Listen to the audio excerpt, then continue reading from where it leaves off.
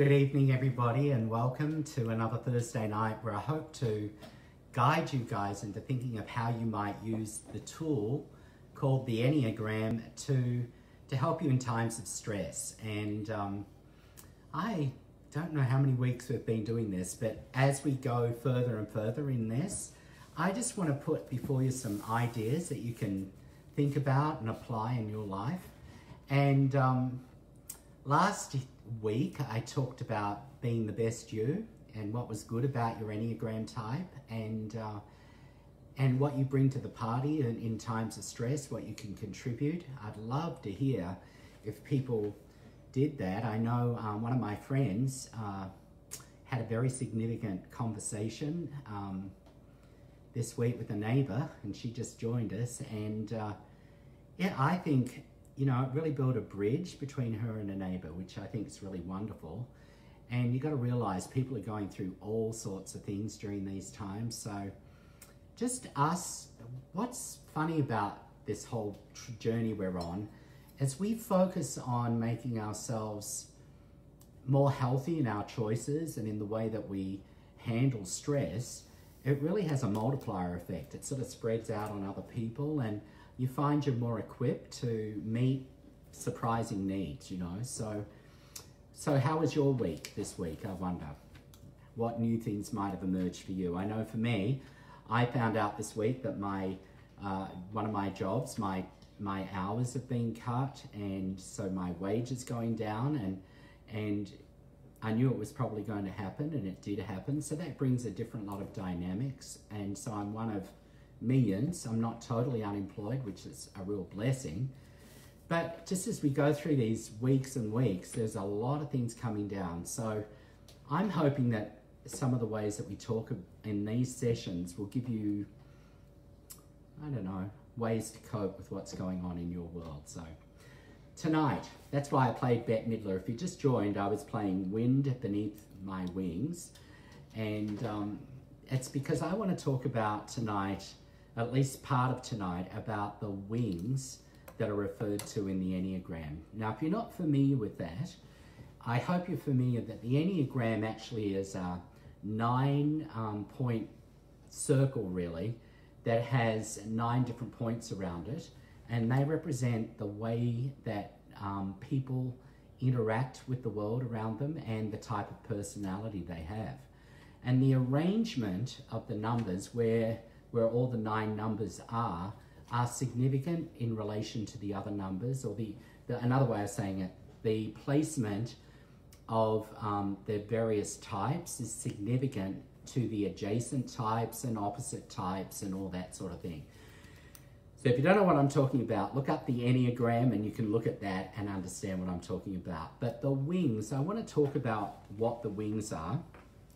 And Enneagram wings are the things that blend with your main type. So by now, many of you might have done an Enneagram test and identified yourself as a particular type.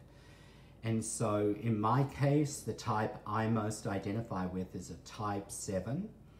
And so, which is an enthusiast. And right adjacent to the 7, of course, is an 8 or a 6. And they're on either side. So they are what we call the wings. And I just want to make it very clear to you, if you did a test, your wing isn't your second highest number in the test. That's not what they mean by that. They're talking about once you identify what your primary type is, it's the number adjacent to that. And so everybody has 2 wings. And to identify, though, which wing is more dominant for you is going to help you further identify tendencies that you might have with your personality. So what I like about the Enneagram, it's not just putting everybody in a box. It's not just saying, hey, here's a label, you're a 7, you're an enthusiast, or you're an 8, you're a challenger, or you're a 1, a reformer. What type of 7 am I? What type of 1 am I? What type of 5 am I?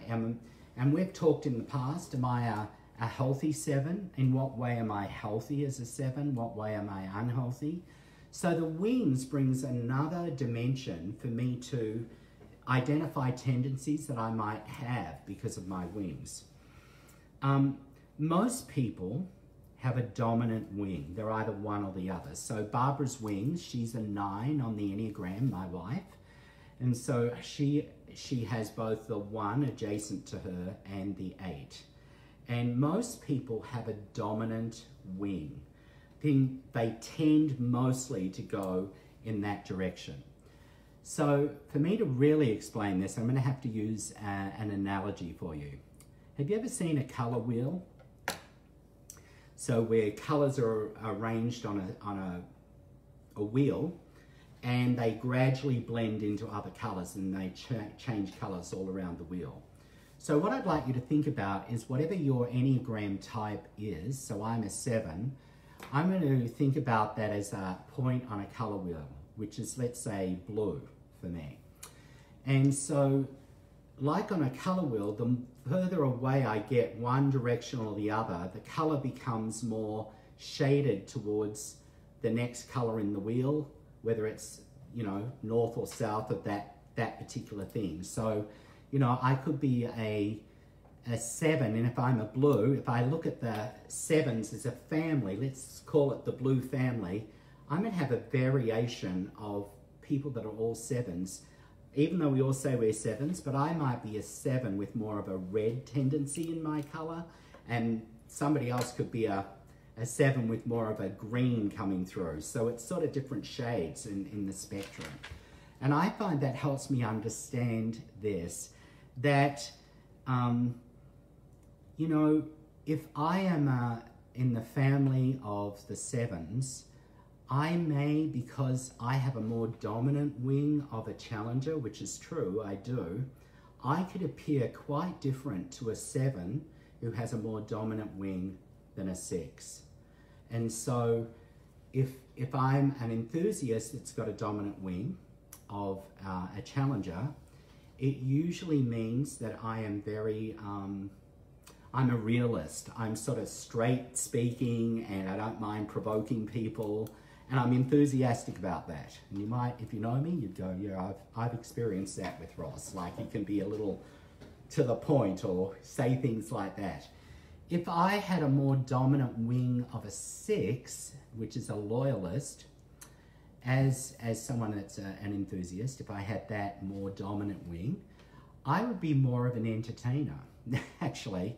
I would sort of be more lighthearted. I probably wouldn't be as provocative. I'd probably try and speak to the group rather than point out individuals.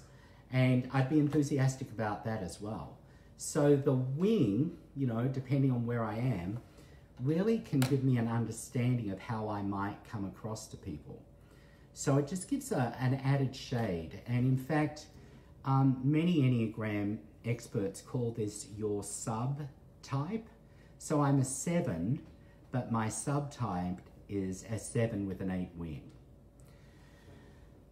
Now I've said all that, you're thinking, what's my dominant wing? How do I find that out? Well, one thing you'd have to do is you'd have to read a little bit about what the characteristics of your adjacent numbers are. And then you'd have to think, which one do I mostly go to? So knowing who I'm speaking to, not only in this room, but over the waves here, over the internet, many of you would say, well, I could go either way. I mean, sometimes I act like that number and sometimes I act like that number, and that's perfectly okay.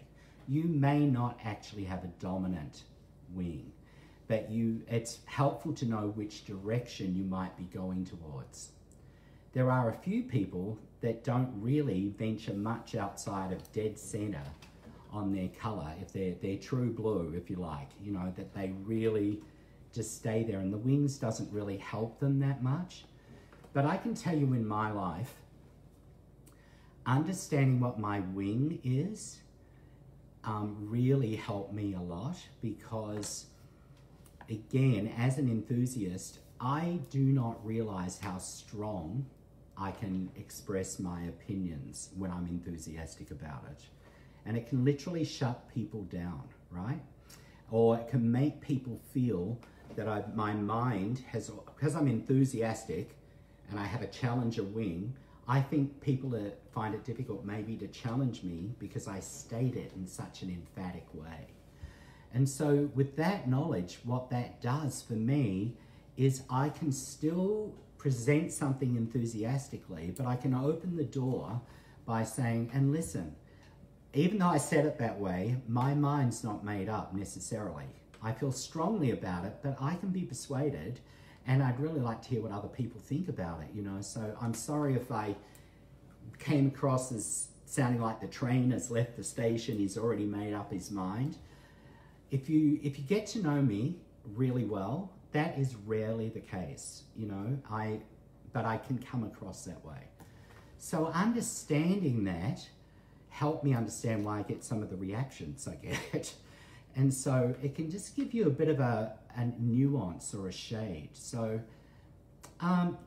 is that making sense to people? Do some of you already know what you are, like what your subtype is, what sort of wing you tend to have? You could start commenting if you do know that, or maybe it's new to some of you. I'd like to see how many people are listening to this and have never really understood the wings, or they understand it really well. So I realize there's a little bit, I realize this is a little bit new for some people. Okay, great. I'm getting some comments now coming through. You'll probably be able to see them. Ruth asked me the question, have I ever had success asking people the question, how do you experience me? Well, having grey hair, being in my 60s and often in a leadership position, I am not all that confident that people will tell me what they really think about me, because I tend to be in the dominant age group. I'm a white male that's usually in a leadership position. And I will tell you this, Ruth, that when I have asked that question, it's usually somebody that I have high relational equity with that will come and tell me not only how they experience me, but they also can tell me, hey, you don't realize when you ask an open-ended question, you're not going to get that person that's in their 20s, or maybe a person of color, or maybe somebody like that feels less, telling me the honest truth. And so I'd say that's very successful, telling me that, because I've had to modify building on-ramps for people.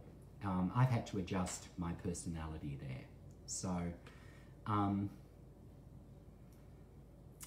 so it's really interesting. So somebody just said they saw their wings were 7 and 2.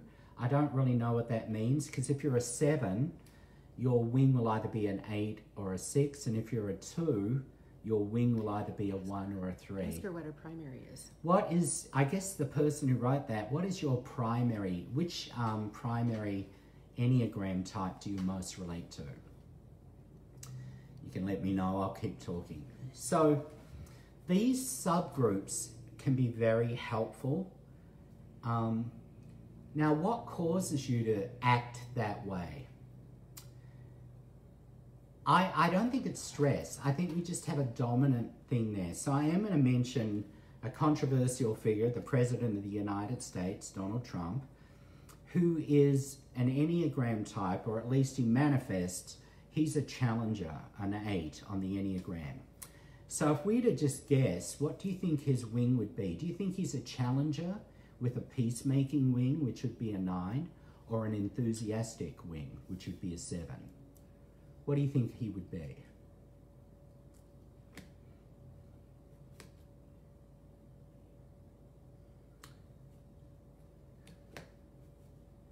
I'll write it if nobody else will. So, yeah, I see what we're going to weigh in, you know. But here's someone we can look at and say, yes, he's a man that has no problem challenging people, and he's very enthusiastic about it.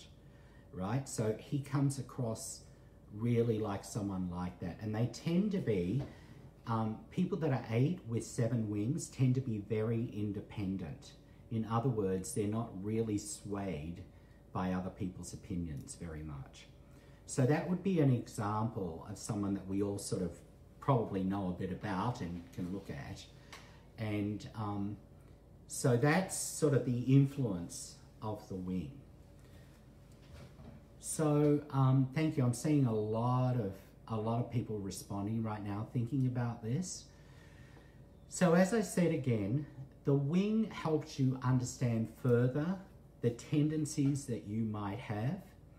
And for me, there's some good things about having an 8 or a dominant wing of an 8 if as a 7. Some of them is I'm not afraid to have honest conversations with people. And in fact, I can be quite excited about the opportunity to come alongside someone and reflect back to them, especially if they've said, hey, I really want to know what I'm doing. I will actually give that back. I give that sort of information. So as we're talking about the wings tonight, understanding this sort of subgroup can be very, very helpful, I think, and there's a lot more research you can do. Some websites will even give you a name if you're apart from an enthusiast, but if you're a 7 with an 8 wing, so I'm an enthusiast with a challenger wing, the name that I've been given, I wrote it down before, is I am the realist. In other words, pretty straight shooting and, you know, doing that. And if I was a 7 with a 6 wing, as I said before, some people would call me the entertainer. And I mentioned, you know, an 8 with a 7 wing like Donald Trump is the independent. So you can find out lots of things about that and then start to apply it in your life. So if there are any questions about wings and how to identify them, feel free to ask me here. I can either, if I see it enough within this time, I can definitely respond to it, but I also would answer any questions that's left in the comments if you have any questions about that.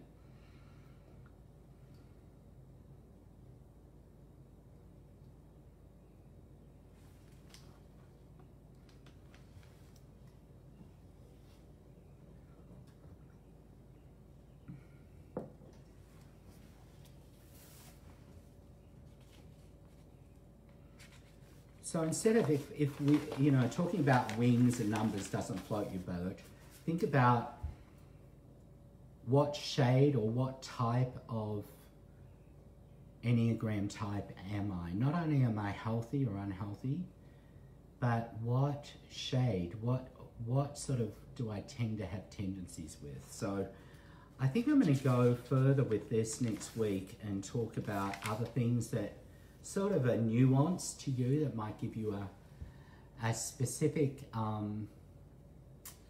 more specific understanding of the way that you're wired and what you can do about that. So, I mentioned if you had a piece of paper and a pen right now, I'm going to get you to write something down as I read them out. And this is going to be a little bit of an assignment for you this week. And so if you do know your Enneagram type, you're welcome to write down more than one thing, but definitely listen to what I say at your type level. Before we came on air tonight, I was talking to Barbara about this, and I happen to be thinking a lot about wholeness. And really, when we use the word becoming more healthy, it's going back to the way that you've been created and the way that you've been wired. And I believe that we're not all created exactly the same. You know, we're all very different, and the goal isn't cookie cutter, even within the types, not cookie cutter. That's why I talked about wings tonight. But deep within us, there are messages that we have picked up from our childhood that have been really quite influential in our life. These messages might have hit you at a particular time. They may have come from your parents, or they may have come from significant people in your life at a significant time, and somehow that's fallen onto the way that you're wired, and then it sort of influences you. And one might say, if they're negative messages, they can wound you and they can cause you to not really find who you truly were meant to be, and you sort of are bumped out of that.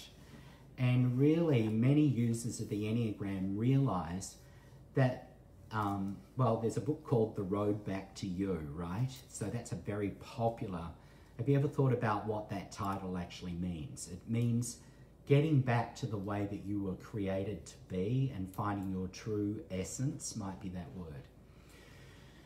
And so in my spiritual life, and in the life of many people that I've talked to using the Enneagram, I believe that there's a message that wants to bring healing into our lives. And I'm going to read out a very brief statement of what I believe really speaks to the heart of each Enneagram type. What is the message that God may want to speak to you? And my question is, as you hear this particular message, I want to challenge you with this week. What if you really believed this message? What might it change in your life? And during a pandemic and during a time where we're all discombobulated, how would it be if I give you something to focus on, and you could either meditate on it, maybe write it on a mirror, maybe write it down and just think about this. And if you are a person of prayer or meditation, bring it into that quiet space and just sit with it. So I'm going to read them out. I've only got a few minutes, but I'm going to read them out to you. So the other thing is, as I say them, try and think about what you feel when you hear me say these words. So I'll read each one out twice, I think, like 2 times with a little pause so that you can write them down. And I know some of you will want to write down all of them, and they're very short. So the affirmation that a 1 needs to hear, a reformer, are these 3 words: you are good. What if you believe that? What if you deeply knew that? You are good. That's the affirmation that will bring healing to a 1. I could explain why, but I'm not going to do it. Number 2, the helper. You are wanted. You are wanted. Again, 2s, helpers out there. What if you really believe that? It is part of the pathway to healing. Number 3, the achiever. You are loved for yourself. You are loved for yourself.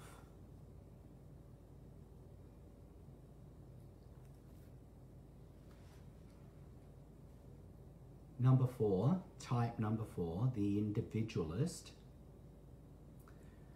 You are seen for who you really are.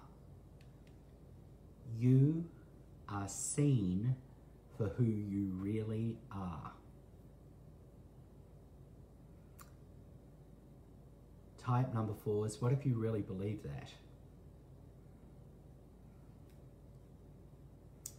Type number 5, the investigator, the affirmation that God would want to put in your heart and that would bring wholeness to you is, your needs are not a problem. Your needs are not a problem.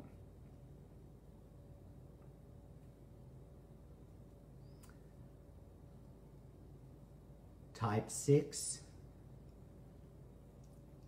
the loyalist. You are safe.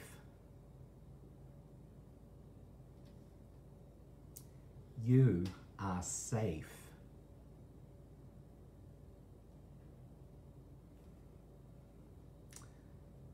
Type 7, the enthusiast. You will be taken care of. You will be taken care of.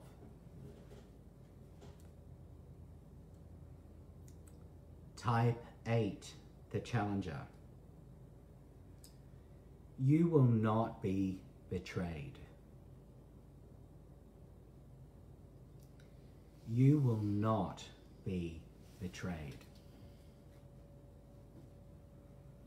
And lastly, type 9, the peacemaker.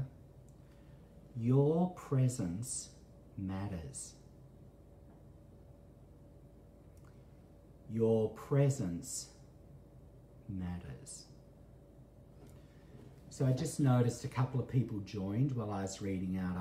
I'll go over that list a lot quicker than that, but the assignment is that you would think about those few words related to your type this week, and that you would meditate on them, and if you bring them into your prayer and just hold that before God, see what he says to you about that. And again, during this time of stress, you know, we've got to look after ourselves, and we've got to really be hearing the truth. And I believe every one of those statements are true and are important for us to really believe. How did you feel while I read them out? How did you feel as I read them out? Is it something that you go, you know what, I really need to sit with that. I really want to do that. So I don't know if you're going to do it or not. But if you're feeling that pull, I would like you to really make a commitment to say, you know what, I am going to write that down and think about that. And think about what is the lie that I am believing maybe that needs to be dislodged by this truth. Also, if you ask somebody a prayer, what does Scripture say that would reinforce this? And there are many, many different things. So here we go. Thank you for sharing. Some people saying, you know, like they feel a sense of peace. So I'll go through it quickly one more time, and really that's our time up. But keep commenting. I love to see your comments. I hope this is helpful this week with you. Type 1, the reformer. You are good. Type 2, the helper. You are wanted. Type 3, the achiever. You are loved for yourself. Type 4, the individualist. You are seen for who you really are. Type 5, the investigator. Your needs are not a problem. Type 6, you are safe. Type 7, you will be taken care of. Type 8, you will not be betrayed. And type 9, your presence matters. Well, it's right on 8:30. Please, I'd love some feedback on these meditations or these affirmations. I'd also like to offer myself to you through text. You can leave a message at the Without Walls Facebook page, or if you know my phone number, you're welcome to do it. If you need help about the wings and what it means to have that wing, I'd be happy to guide anybody in that. But I just hope today, and I really do hope today, is something that during these days gives you greater insight into the essence of who you really are and the gift that you are, and how important it is that you would move in the direction that you were created to move in. It's great, it's freedom, and we need all hands, we need every type on deck right now. I think you do in your house. We definitely need in this world everybody to play their part. So, thank you so much for being a part of this. Thank you for all the love hearts. I don't know where that's coming from, but it's probably Barbara, I'd say. It was me. You will be taken care of. You are loved. You are more than enough. And good health this week. Good, healthy, think right things and get that stuff in here. Get it from here into here. That's what we're all trying to do, and it makes a big difference. So good night. Have a great night, and I'll see you next week. I do have things prepared for next week as well. Okay, bye-bye.